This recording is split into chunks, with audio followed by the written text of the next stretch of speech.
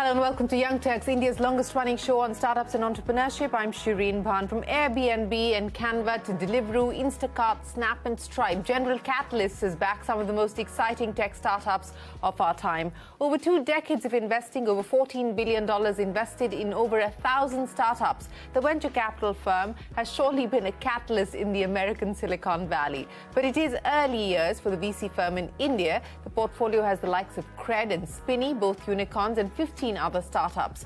General Catalyst says they are exemplifying their investment philosophy of ushering powerful, positive change that endures. From healthcare, inclusive finance, climate and supply chain, investing in themes that could turn India into a resilient force in the new world order.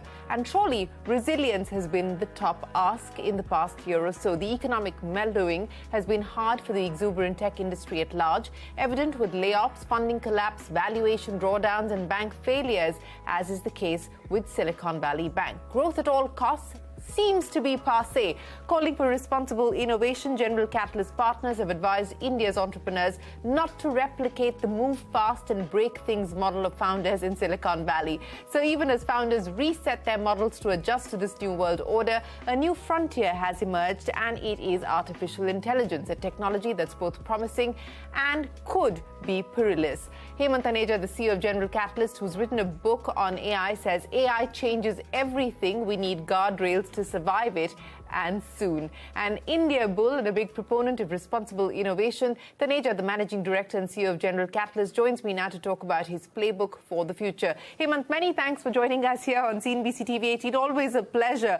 Before I talk to you about India and AI, I want to get your take on what is happening with the Valley at this point in time, and specifically with the meltdown that we've seen post the Silicon Valley Bank fiasco. Now, you've, of course, been part of the camp that's been supporting a rescue for Silicon Valley Bank. At this point in time, we don't know what course that's going to take. The Wall Street Journal reports that the FDIC has, and I quote, snubbed non-bank overtures as far as Silicon Valley Bank is concerned. So what will that mean? A, the future of Silicon Valley Bank, for the Valley itself, and what this does now to risk appetite? Shireen, thank you for having me, first of all. I think the Valley is an interesting time in the Valley. First of all, as you know, we've been dealing with a lot of overfunding in the bubble and a lot of companies working through growing into their high valuations. As if that was not enough, obviously we had the recent crisis around Silicon Valley Bank. You know, the reality is that we, in hindsight, just did not have the right treasury management practices for our startups, and you know, relying on a single bank for managing cash for these companies was, in hindsight, a mistake. I think that's going to get fixed. I'm really glad that the ecosystem entirely rallied behind and supported Silicon Valley Bank, because they've been an important institution for us. And I'm also hopeful that we will have 2 or 3 institutions like Silicon Valley Bank that are supporting the ecosystem in the future. I think overall, sort of beyond that, Valley is a euphoric place. I think it's back. There's a huge amount of excitement around being able to use the recent advances in AI as the beginning of the next wave of innovation. And a lot of entrepreneurs are starting businesses there today. Okay, I'll address the euphoria in just a second that you speak of, Hemant, but let's continue the conversation around the implications and the impact of what's happened with Silicon Valley Bank. As you said, that it will force people to course correct, and that there weren't good enough treasury management practices in place. But, you know, we've periodically been talking about these course corrections. 2008 brought its own challenges to the fore, brought its own set of regulations to the fore, and here we are once again talking about another rescue and another bailout. And the question that then requires introspection perhaps is whether this culture of bailouts, this culture of government intervention and government-led rescue is leading to a moral hazard where capitalism as we know it no longer works. Yeah, look, I think the issue we had with the regional banks this time was different from the issue we had in 2008, which was really around mortgage-backed crisis. And a lot of the regulation that was created was around making the larger banks robust. However, a ton of that did not apply to these regional banks. So in this last couple of years, with these rapid interest rate rises, their investment strategies, their own treasury management practices were not in tune with how to handle the changing market environment, and I think that's why a lot of this came to bear. So you will find some additional regulation. Problem is, regulation fixes the problem that happened already versus sort of getting ahead of how to think about more resiliency. I think the reality is that as you fast forward 5 to 10 years, you're just not going to have that many regional banks, and you'll see a consolidation in that space. My hope is that, again, the function that some of these regional banks provide, like the ones focused on the tech ecosystem, that some of that culture and offering is preserved because it's necessary for our innovation economy. You speak about the innovation economy, Hemant, and, I want to understand from you, given where we find ourselves with the macroeconomic headwinds, with interest rates hardening, perhaps harden even further from where we are today, and, of course, with what's happened with the banks, there was already a sort of risk of how much worse is it today, and what will be the impact of that on valuations, on fundraising, at least in the near term? Yeah, so look, I think until the interest rates stabilize, and I do think they could go up a bit more from here, you're not going to see stability in the valuations. So every time interest rates go up, you run your DCF models and stocks look more expensive, and you see the market course correcting. I do think what's happening in background is that a lot of the later stage private companies, they are working through those issues, and they're becoming more resilient. They are growing into their valuations. I think you're going to see some down rounds. That's natural, and I think it's perfectly fine for companies to take their medicine and keep moving forward. So I'm optimistic that on the other side of this, sort of, whether it's 9 to 12 months is probably my personal guess. I think on the other side of this, you'll start seeing valuations become more normalized, and you'll also see the IPO market open when we have more stability around the interest rates as well.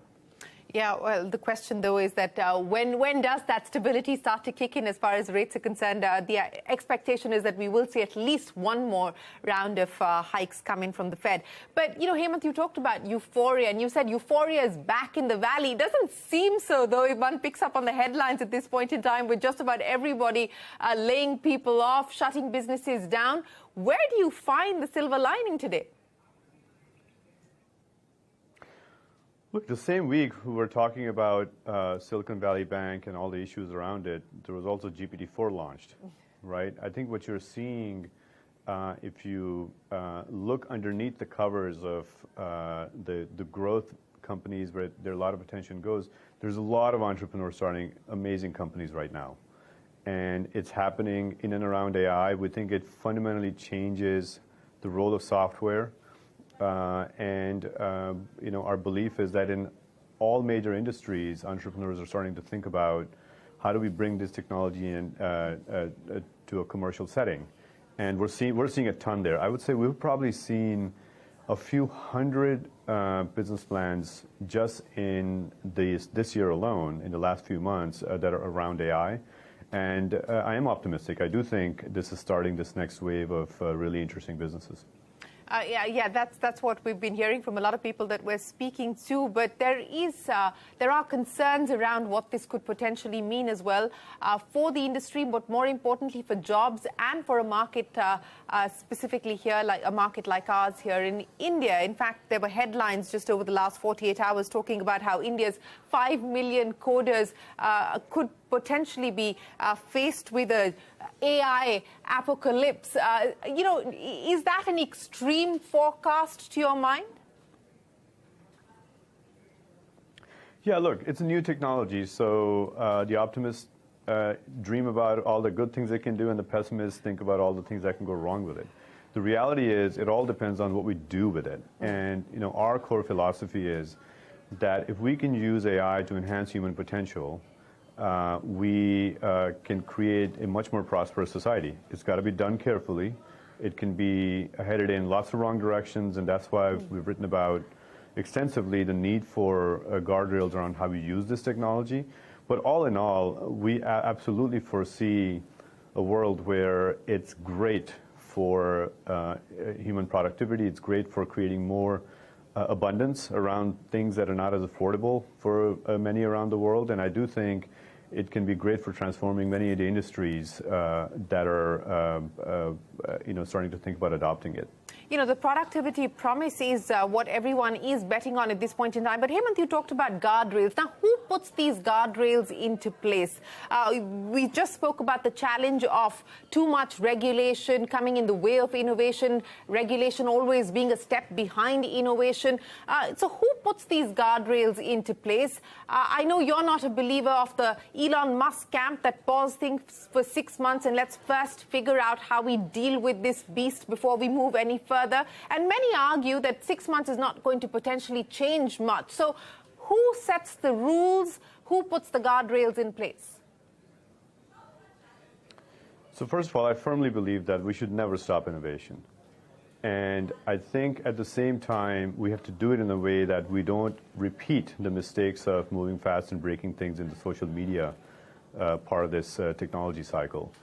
I think the guardrails, to me, are going to be done two ways. One is our technology industry and the way we build companies needs a framework of self-regulation, a responsible AI framework that has the mindset and mechanisms to build these companies in a way that they're positive for society. And the only way to do that is measuring unintended consequences of technology as we bring to life in society. The other is, I do think the government will eventually have a role for how the AI technologies are monitored and regulated. I believe the government is very far behind on having any kind of sophistication to be able to do this. So it's going to come down to a radical collaboration between technology and the policy makers to come up with those frameworks as well. I'm not a big believer in too much regulation, but I'm a huge believer that if we can have the right self-regulation in AI, we'll be able to get the most out of this technology. You know, when you talk about self-regulation, and that is what many are speaking of as the possible road ahead, you know, given the vested interests and the conflict of interests as well, do you believe that that will pave the way for the kind of future that we want or expect? Well, I don't think it's enough, but I think it's very necessary in the way we get started. We actually have a responsible AI group coming together in the Valley to create some best practices that all of us can get behind. I think that's a starting point. That is not enough. Nefarious uses of technology are going to happen still, and that's where we're going to need the regulatory frameworks to be able to monitor them. But I do think in the end you need both. Let's talk a little bit about India, Hemant. You are here and you're going to be touring India for the next few days. I want to understand from you what gives you confidence, what gives you hope and optimism about the India story, and what the India portfolio for you looks like. We are incredibly excited about the opportunity in India. First of all, if you think about the last few years, there are many proof points of great companies that have been built. India has done a terrific job of developing platforms in a way that they actually spur innovation and ecosystems, starting with UPI and Aadhaar. And when you think about the geopolitics of it all, and I've written about this recently with Fareed Zakaria, we think the US-India corridor is incredibly strategic, and it's going to create a lot of value when it comes to innovation and technology. And our perspective is to bring a lot of the learnings we have had in our core areas of focus to India, help build companies here, learn from the innovation that gets created here, and then bring that back into the U.S. And I think that innovation cycle is going to be spectacular over the next 10 to 20 years. So what is that going to mean in terms of the kinds of bets that you intend to make? You gave us an example of the fintech space where really I think it would be fair to say that that Indian companies have taken the lead today. But which are the other spaces that look exciting for you to experiment with, to invest in, and, as you said, take the India model and take it outside of India? The four areas that the firm is really focused on are AI, as we discussed. It's around fintech.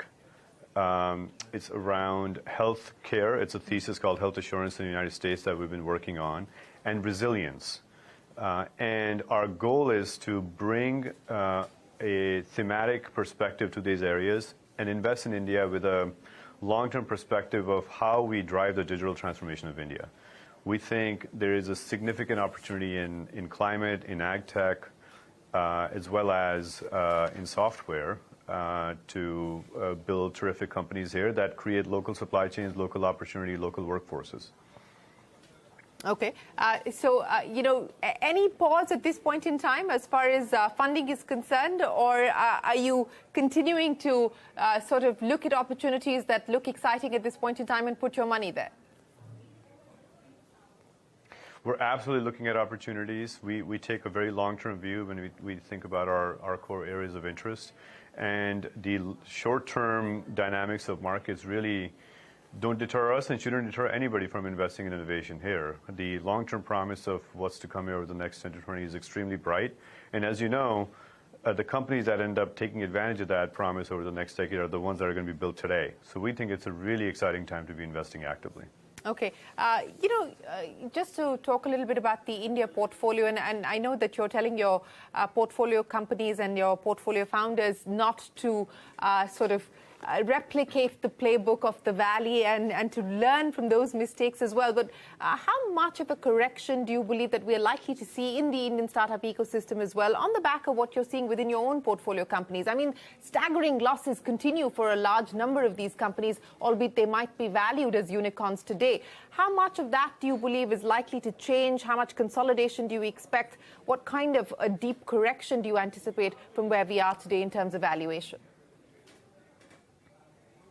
Look, unprofitable growth is a bad idea. It doesn't matter if it's an up cycle or a down cycle. I think, in this relatively capital constrained environment, the companies are getting more disciplined. I fundamentally think that's a good thing.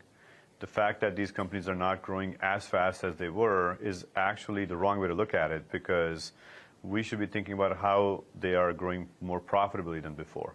So the long-term opportunity for these companies hasn't gone away. And to me, this is the time that separates the great entrepreneurs from the undisciplined ones, because they are going to be careful with the cash that they have, and they're going to be building these businesses with whatever the right growth rates are for their companies based on the physics of their business. And we think those companies will be able to raise capital as and when they need it. Hemant, I want to understand from you how much pain you anticipate we could see. We've already seen a fair amount of pain, especially layoffs being announced by the large, profitable tech companies. Do you believe that the worst is behind us, or is the worst yet to come? I think the worst is really behind us. I mean, as I think through our own portfolio or all the interactions we have with CEOs of the large companies, I mean, folks have been taking action around these for the last 12 to 18 months. I mean, we went through a deep exercise in our portfolio last year, re-underwrote every company, and made sure they had operating plans that were more fiscally conservative and appropriate and profitably focused, as I said. So I think now it's a matter of these companies continuing to perform with that fiscal conservatism, and honestly, some of them are going to have a hard time raising capital, and that's just normal. And if they're good businesses, they'll raise capital at the right price for the business and keep moving forward. I don't think the fact that there'll be some down rounds should deter the entrepreneurs, and I don't think it should deter the investors. This happens in the cycles when the bubbles burst, and the reality doesn't go away that most of these ideas and the technological transformation that many of these companies are working on is long-term quite robust. Hemant, you said you're going to actively pursue opportunities that look good. But, at this point in time, just within the VC universe, there's a lot of dry powder that people are sitting on. Do you believe the risk appetite is starting to fire up again, or you think that it's going to be, at least through 2023, people are just going to sort of pause, take a breath, and see how this plays out? Look, if you look at a multi-stage firm like ours, we're very active in the early stage part of the business. And on the growth side, these companies are still working through their operating plans, what the and growing into the valuations that they had from the previous rounds. I think everybody has been waiting for understanding where those multiples ought to lie. We talked about interest rates earlier. That's another thing, which is what are the right multiples to underwrite these companies with is also unclear because you don't know where the rates are going to stabilize. But I think as a lot of that normalizes over the next 9 to 12 months, this market will open up. There's a lot of dry powder out there. The very best companies are able to access it even today. And I think the rest will work through the system over the next year or so. Hemant, I want to end with your India thesis, and I think this is something that a lot of people are grappling with at this point in time, and it's sort of taking its toll on valuations as well. It is a large market. There's absolutely no doubt about that. And every sector you talk about, the addressable market is large, but the monetizable market and the difference between the addressable and the monetizable market is fairly large as well. How are you looking at this divergence? And do you believe that we're going to be able to bridge this gap over the next 5 years? I mean, what is your thesis on that? It's a great question. I think that's right. I do think we're going to be able to bridge the gap. I think if we just focus on the top of the pyramid and think of that as an addressable market because the budgets are higher there, then I think we're not going to end up creating a digital framework for the country that uplifts everybody. And so the question really is that for each segment, how do you think about building these businesses and thinking about the addressable markets in the segments? That's why as much we think about investing in software or fintech as much as resilience. I think building companies around things like ag tech and climate here and creating local supply chains is where the opportunity is going to be. And long term, we believe the GDP growth here and the per capita income will cross the line that makes the whole system work really quickly, just like it did in China from a technology adoption, innovation adoption perspective. And we don't think that's very far away. And so now is the time to build the companies that can take advantage of that opportunity over the next decade. So, Hemant, before I let you go, the themes that you see playing out through 2023, 2024, or the companies, both global and Indian, that look most promising to you, whether you're invested in them or not? Look, I think themes, again, we're very interested in understanding AI. India has a huge opportunity there because there's a deep software hub here. And as the next generation of software companies get built, there's no reason why they can't start here. For this next technological shift, we think that's a big opportunity. I think, ag tech is quite interesting. We're seeing a lot of great entrepreneurs in climate. We're big believers that there's a lot of local opportunity across the globe around sort of building resilient, sustainable companies. And healthcare, in the U.S. there was a market failure and COVID catalyzed a lot of change. We're working through that. We think a lot of that same opportunity exists here in India. We're trying to be cautious, not repeating the mistakes of how the healthcare system got built and scaled in the United States, and do it with a mindset of health assurance from the start here. So, all these areas are really quite interesting. Well, Hemant, it's been a pleasure speaking with you. Thanks very much for joining us here on Young Turks. We hope you have a great trip here in India, and we look forward to seeing you in the Valley. But thanks very much for your time. That's it then on this edition of Young Turks from all of us here on the team. Goodbye. Thanks for watching. We'll see you next week. For now, it's a wrap.